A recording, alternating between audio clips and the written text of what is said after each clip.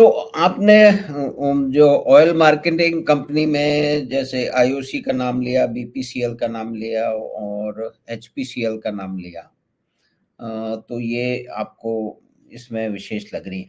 एक जो शेयर जो बड़ा पिछले 1 महीने में 50% चल पड़ा है और उसके बारे में काफ़ी चर्चा गर्म है चारों तरफ कि ये यहाँ से भी डबल होने वाला है, टेस्टी बाइट। जो कि पिछले 1 महीने में ₹5000 9,000 से 14,000 पहुँच गया।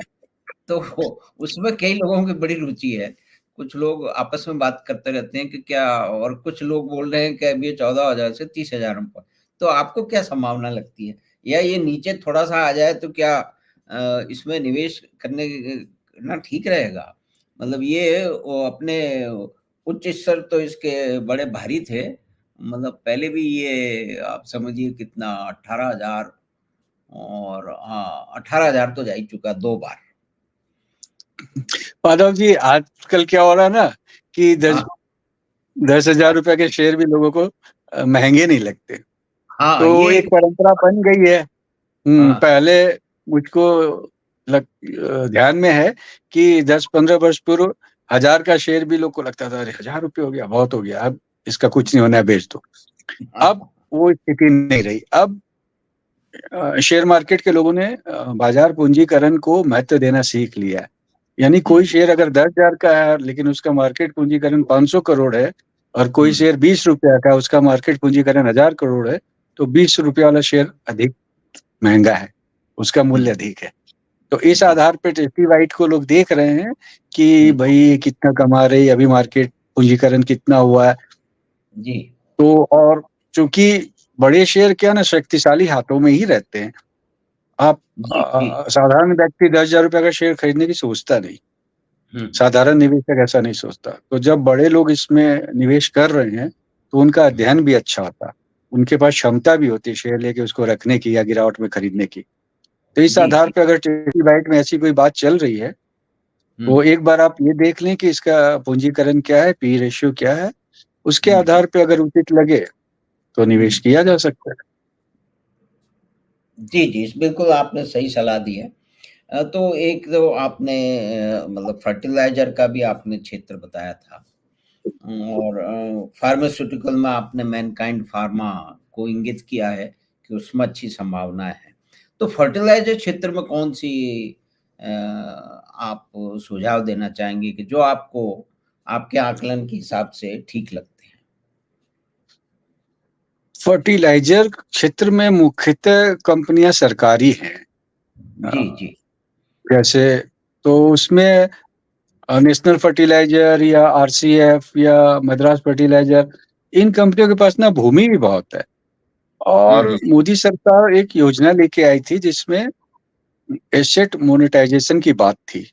जी, जी, जी। उसके आधार पे इन कंपनियों का जो बाजार पूंजीकरण है वो उतना अधिक नहीं है। लोग ये हुँ। मान रहे हैं कि जितना इनका मार्केट पूंजीकरण है उससे अधिक की तो इनके पास भूमि है। जी, तो जी, जी। अगर इस आधार पे देखा जाए तो यही सब शेयर्स में प्रतिशत रिटर्न अच्छा बैठ सकता है आने वाले दिन में। अगर जी। इन 3 कंपनियों में गिरावट पे खरीदारी की जाए तो हुँ, हुँ। एक अच्छा प्रतिफल प्राप्त हो सकता है। जी। देखिए, सबसे अच्छी बात मेरे को क्या लगी ना पिछले 10 दिनों में, कि जिस प्रकार हमने हिडेनबर्ग रिपोर्ट पे अपनी वाह, वाह! परिपक्वता दिखाई है, हुँ, हुँ। हमने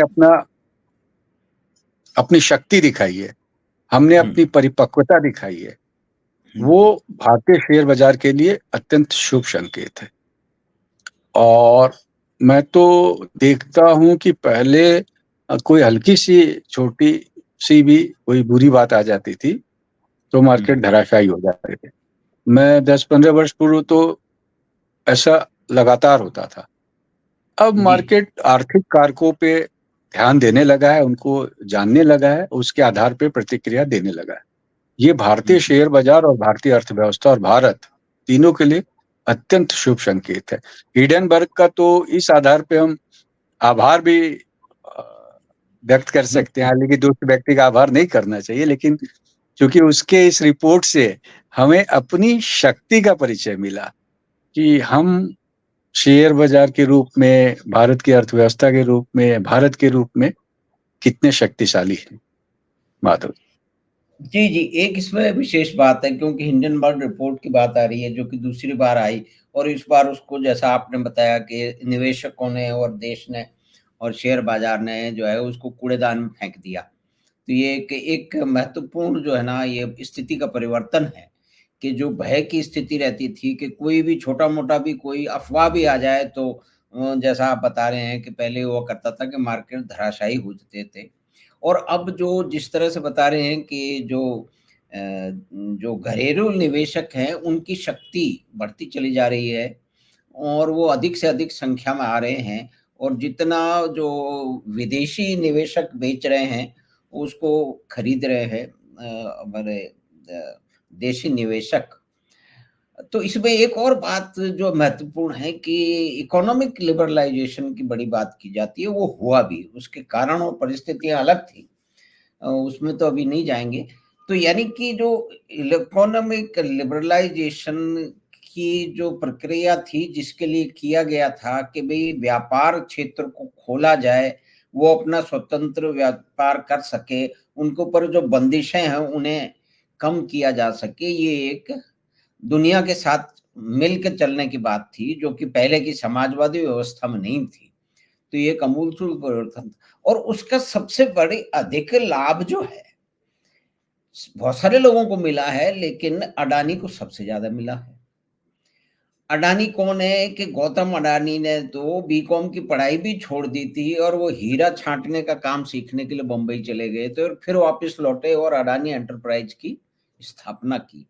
तो जिस लिबरलाइजेशन के ऊपर हम झंडे गाड़ते रहते हैं बहुत सारे लोग, उस लिबरलाइजेशन का जो सबसे बड़ा जो एक सफलतम प्रतीक है, उसको गाली देने की परंपरा पता नहीं क्यों है, उसके तो राजनीतिक कारण है, वास्तविक और इकोनॉमिक कारण तो उसमें से है नहीं।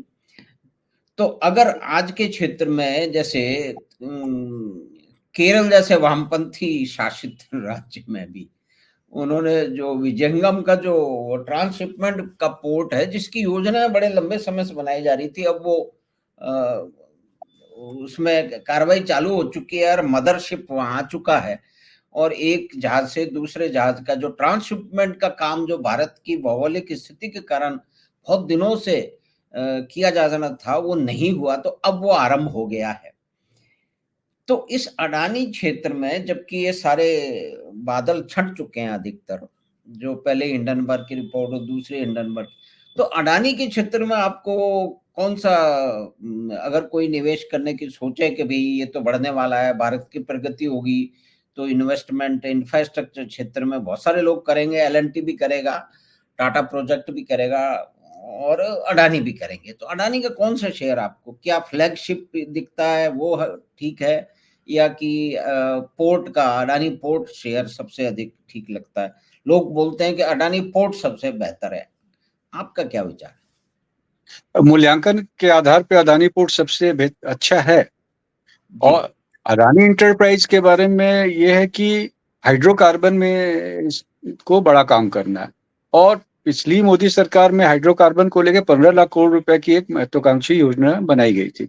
अगर वो योजना धरातल पे उतरती है तो अडानी को बहुत बड़ा काम मिलने वाला है। तो अडानी इंटरप्राइज अच्छी लगती है अभी, और पोर्ट आपने कहा ही अच्छा है। और अडानी की आलोचना से कुछ नहीं होगा। देखिए, धन कमाने की आलोचना आप मत करो। अनुचित तरीके से 100 रुपया कमाया हुआ भी गलत है, और उचित तरीके से आपने अगर 10 लाख करोड़ रुपए की भी संपत्ति बनाई है तो सही है। तो आप अडानी की आलोचना इस बात पे मत करो कि अडानी बहुत धन कमा लिया या अडानी ने बड़ा साम्राज्य खड़ा कर लिया। हाँ, आप बताओ क्या गलत किया, और अगर गलत किया तो आप अपने राज्यों में सभी राजनीतिक दलों की सरकारें हैं भारत में, और सभी अडानी को काम देते हैं। तो जब आपको लगता है कि ये अच्छा काम नहीं करते या अनुचित काम करते हैं, तो फिर इनको काम क्यों देते हो? और देते हो तो फिर आलोचना मत करो, या तो काम मत दो और नहीं तो आलोचना मत करो। आंध्र प्रदेश का मुख्यमंत्री अडानी का स्वागत करता है।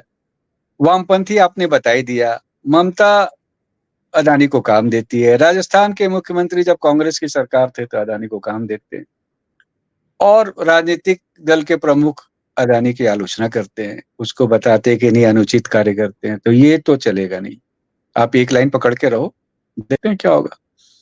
अब तो अदानी में सबसे बड़ी बात यह है ना कि उसने जो भारत के बढ़ते अर्थव्यवस्था के क्षेत्र है उनमें निवेश किया, इसलिए वो इतनी तेजी से बढ़ी, और उसने विशेषज्ञता बनाई। अदानी जिन क्षेत्रों में कार्य करता है वहां पे कोई कोई नया प्रवेश सरलता से नहीं हो सकता, उसके लिए बड़ी विशेषज्ञता चाहिए, इसलिए उसको काम मिलता है। और आधुनिक भारत की जो आधारशिला रखी जा रही है वो अदानी की कंपनियों के माध्यम से रखी जा रही है। चाहे आप एयरपोर्ट की बात करें, बड़े बड़े बिजली घरों की बात करें, या रिन्यूएबल एनर्जी की बात करें, इस सब में अदानी की विशेषज्ञता है, और ये सब कठिन विशेषज्ञता के क्षेत्र हैं। तो बिना जाने आलोचना करके आप भारत के हितों पे प्रहार करते हैं। राजनीतिक हित के लिए भारत के हितों की बलि मत चढ़ाइए माधव जी।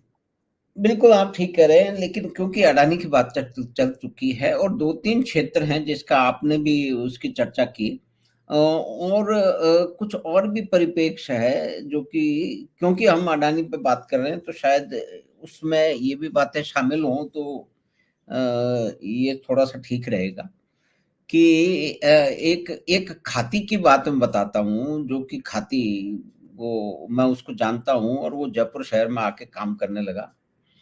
और फिर उसको कभी समय मिलने पे उसने बताया कि भई अब मैं शहर में काम करना आया हूँ, मेरे पिताजी मेरे गाँव में काम करते थे और गाँव में सबसे ज़्यादा काम हमारे परिवार को मिलता था, क्योंकि हमारे पास में निपुण कारीगरों की एक टीम थी और हमारे पास लकड़ी का भी व्यवस्था रहती थी, तो कोई भी काम करता था तो वो हमें ही काम बड़े-बड़े घर सेठ साहूकार और दूसरे लोग जो खिड़की दरवाजे या फर्नीचर हमसे बनवाते थे।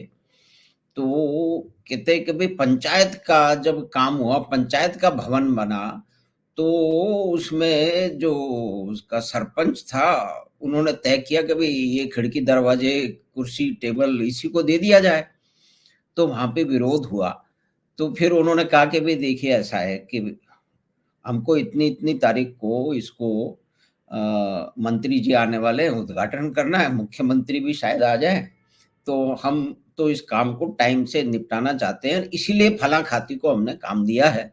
दूसरे को देंगे तो ना तो उसके पास लकड़ी है, ना उसके पास औज़ार है, तो हम तो इसलिए तो अडानी को काम उसी तरह से मिल रहा है जैसे उस गाँव के खाती को मिल रहा था। और वो उस खाती का बड़ा लड़का अपने गाँव को छोड़ के जयपुर में काम करने शुरू आया और कई जगह उसने बड़े काम करने शुरू किए। तो इसी तरह से अडानी को एयरपोर्ट इसलिए नहीं मिले हैं कि भई मोदी जी ने फ़ोन करके कह दिया है। उन्होंने 6 के 6 एयरपोर्ट की सबसे अधिक बोली लगाई। जो बाकी लोगों ने एक तो सभी को 6 पोर्ट की बोली लगानी थी, दूसरों ने लगाई नहीं, किसी ने 2 की लगाई, 4 की लगाई, 5 की लगाई, तो 1 तो यहाँ। दूसरे फिर सबसे अधिक प्रति जो यात्री है, वो जो भाड़ा उन्होंने एयरपोर्ट अथॉरिटी को देने की बात की, वो सबसे अधिक था, तो इस तरह से उनको एयरपोर्ट मिल गए। और विजिंगम का पोर्ट भी तो उनको ऐसे तो नहीं बोल दिया है कि वहाँ की सरकार जो है मोदी जी को फ़ोन करने से जो है वो अडानी को बुला के पोर्ट दे देगी। तो ये सारी चीज़ें कॉन्ट्राडिक्टरी हैं। और दूसरी बात है कि आपको विशेषज्ञ अपने यहाँ कोई एक डॉक्टर है तो उनकी कोई भी क्षेत्र का हो, हड्डी का विशेषज्ञ हो, हार्ट का स्पेशलिस्ट हो, तो एक डॉक्टर की एक शहर में सबसे अधिक प्रसिद्धि होती है, उसकी यहाँ भीड़ लगी रहती है, एक क्षेत्र में। तो क्योंकि उसको निपुणता हासिल है। अब हम इसमें तो नहीं कहते कि फलाने डॉक्टर साहब के पास तो नहीं जाएँगे हम क्योंकि उनके पास ज़्यादा लोग जा रहे हैं। तो उसके लिए कोई मोदी जी किसी को फ़ोन थोड़ी कर रहे हैं। ये कोई मंत्री थोड़ी बोल रहे। लोगों की अपने काम है, उनका उसमें विश्वास है। तो इसी तरह से जो संस्थाएँ हैं और लोग हैं, उनका विश्वास है।